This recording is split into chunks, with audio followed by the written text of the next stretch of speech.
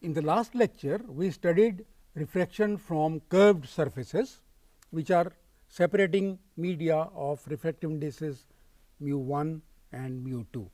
And we derived this relation mu 2 by v minus mu 1 by u equal to mu 2 minus mu 1 by r, which is a relation between the image distance, object distance and the radius of curvature of the surface. And we found that this relation is the same whether the surface is convex towards medium mu 1 or it is concave towards medium mu 1.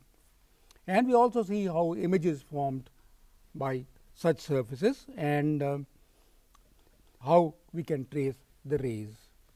At the end, we introduced the basic forms of lenses, and we now continue from that point.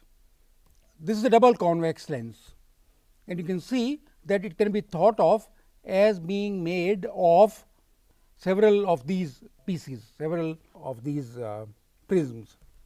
And you can see that this prism, for example, refracts this ray and this goes this way, and similarly this one goes that way, and this one refracts slightly less than the other one.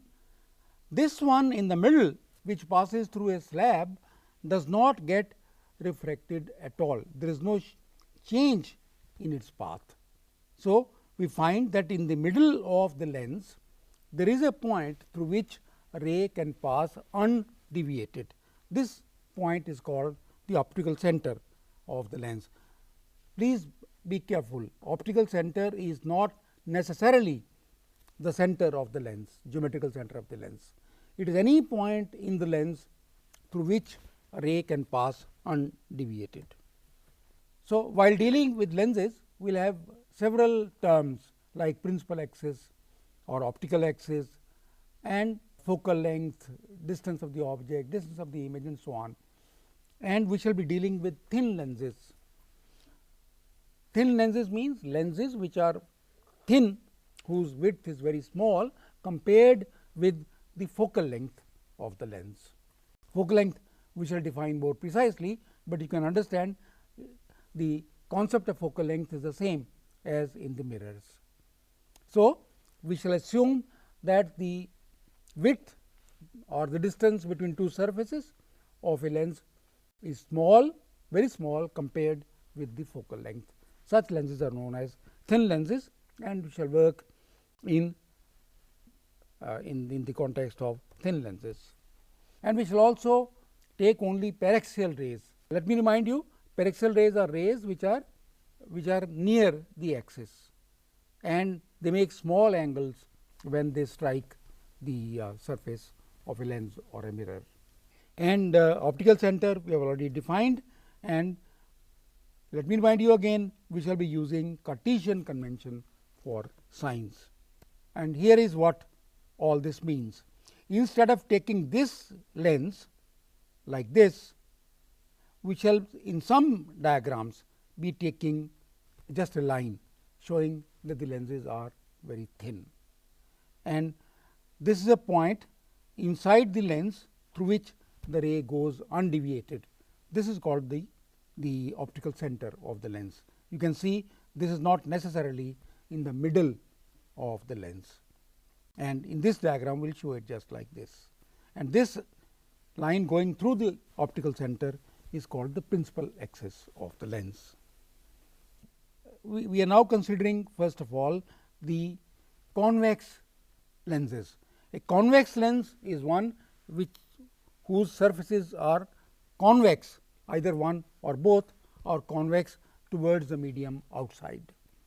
Okay. So, we will take the convex lens, and for a convex lens, if the rays are parallel to the principal axis and are paraxial, although they do not appear to be paraxial here, but keep this in your mind that the rays we are considering are always paraxial, and these rays after going through the lens meet at the point f, and therefore, f is called the focus of the lens, and the distance O f is called the focal length. All distances are measured from the optical center.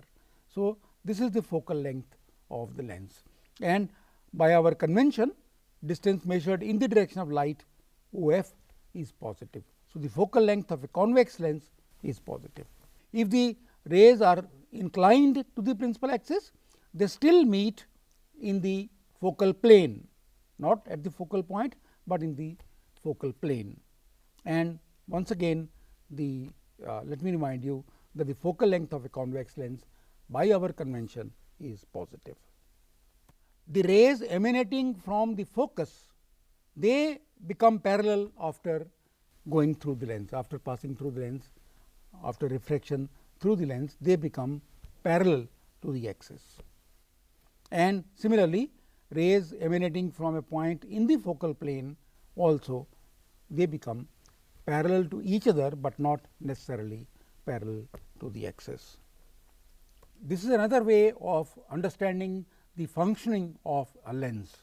You see, this is the focal point and the rays from this after going through the lens become parallel. That means that spherical wave fronts, they become plane wave fronts after the light passes through the lens. Similarly, plane wave fronts, they become spherical wave fronts when the light passes through the lens. I am not sure if you are familiar with wave fronts, but we shall study them later on, these wave fronts. Now, let us take a concave lens. This is a double concave lens. What happens here? The lines, the rays which come parallel to the axis, they diverge. That is why this lens is known as a diverging lens. The convex lens is known as a converging lens, and this concave lens is known as a diverging lens because the rays diverge and they appear to come from this point F. So, this OF is the focal length of the concave lens, and you can see from our convention that this OF is negative. So, the focal length of a concave lens is negative. To find how the image is formed by the two surfaces, let us see the role of each surface one by one. We have this object at A, this is the ray OQ, it meets the first surface, gets refracted, and if the second surface were not there, then this would go to I1. But since this second surface is there, it suffers another refraction and comes to I. We can say that for the second surface, I1 acts as the virtual object and I is the image formed by the second surface. So, this is how we understand the image formation by a lens. A ray like AQ strikes the first spherical surface at Q, where it is refracted in the direction QS in accordance with the laws of refraction. If there were no second spherical surface, this would meet at I1, as I have been saying. However, at S it suffers another refraction and goes to I, and I1 can be considered as the virtual object for the second surface. And the distance from O of A is U, the object distance. Distance of I from O is V, the image distance. Okay? And keep that in mind. Let us break the process of image formation by a convex lens into two parts, one part on this surface, another part on that surface. So, the first part is refraction at the first surface. So, this ray gets refracted to this, goes to I1. R1 is the radius of curvature of this surface. Phi is this angle, alpha is that angle. As before, we have been doing this many times now. So, you must be familiar. Mu 1 is the refractive index outside and mu 2 is the refractive index of the medium inside the lens.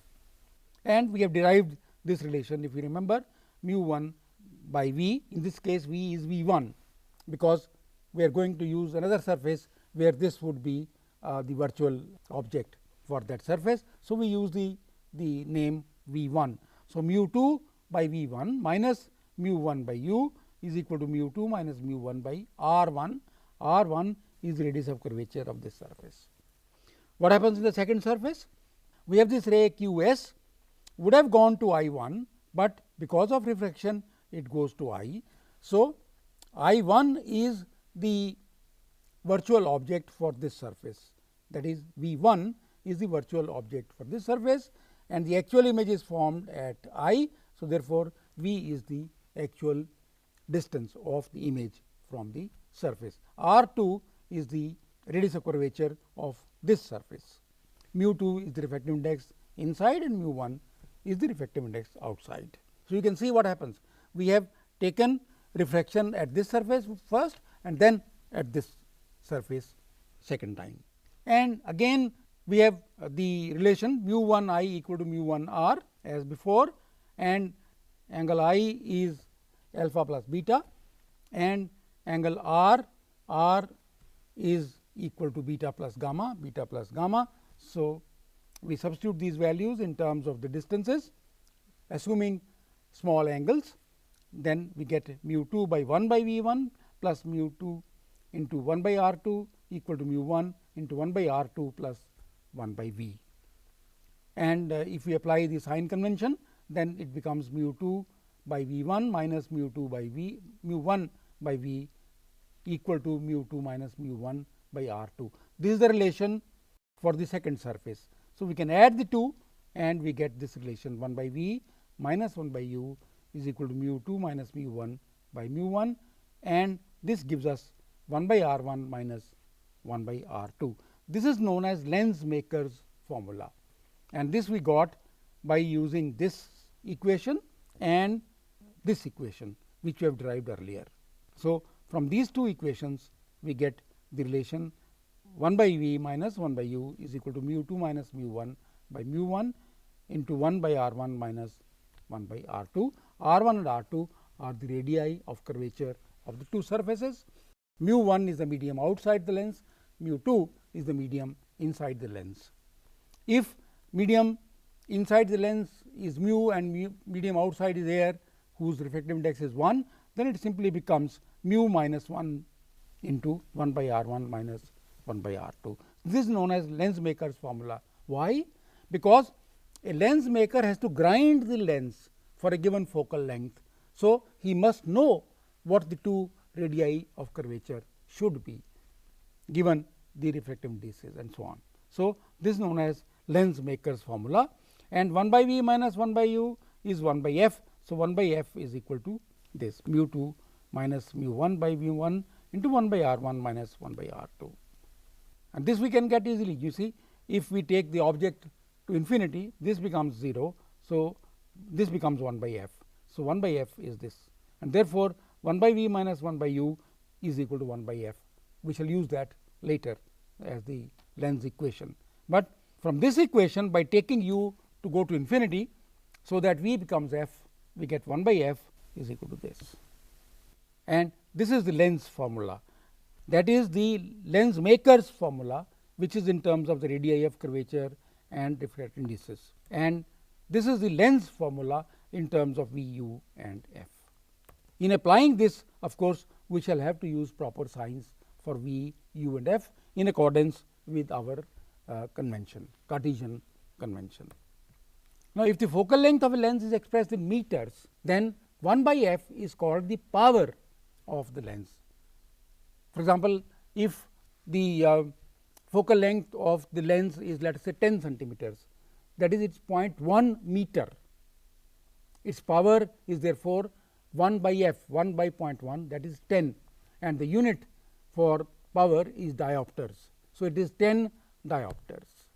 If the focal length is 20, then that is 20 by 100 meters, that is 0.2 meters, then the power is 5 diopters.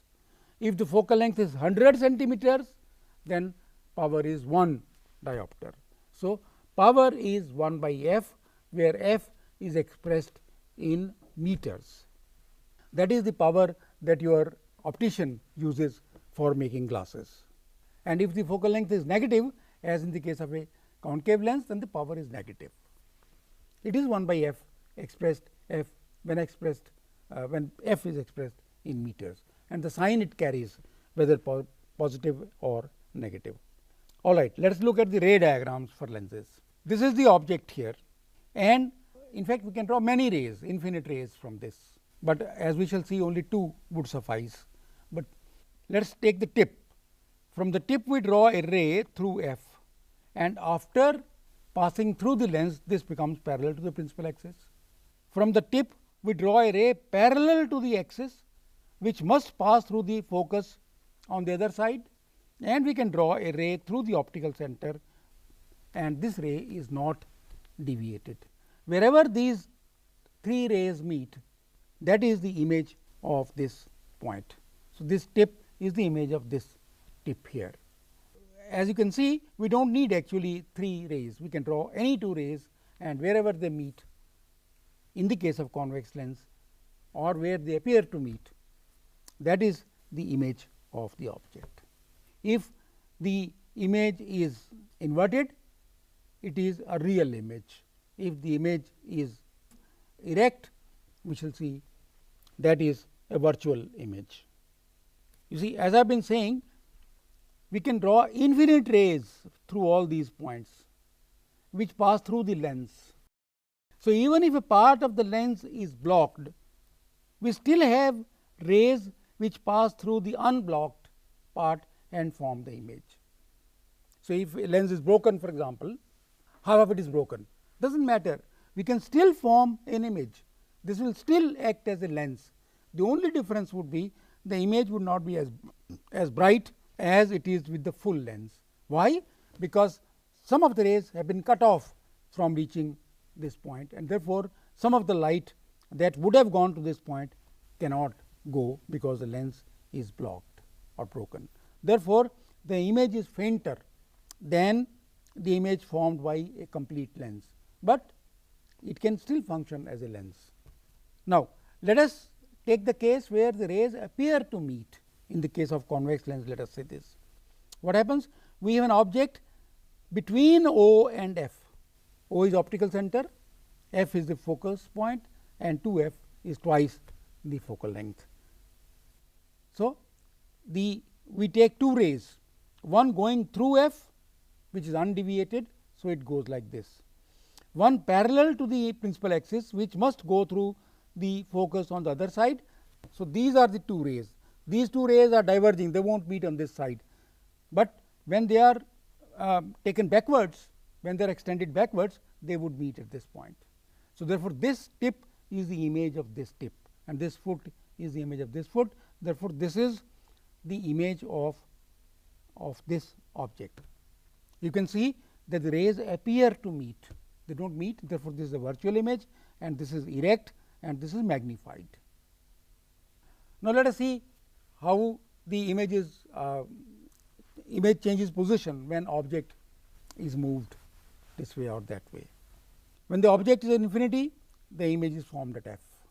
When the object is between 2 f and infinity, you can see by drawing the ray diagrams that image is formed between f and 2 f. When the object is exactly at 2 f, the image is also formed exactly at 2 f, and in this case as well as this case as well as this case, the images are real. They can be obtained on a screen. There the rays actually meet.